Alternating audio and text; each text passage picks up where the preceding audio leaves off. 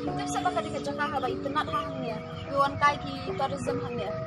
Shim pe choy la jong na do na kriya do kejat bilang oh karyam kani wow jing internet. Ban kajinglong di kawang ni judai ban kawang kum tu. Shim sabrat aja kaban di berat. Kau maaf.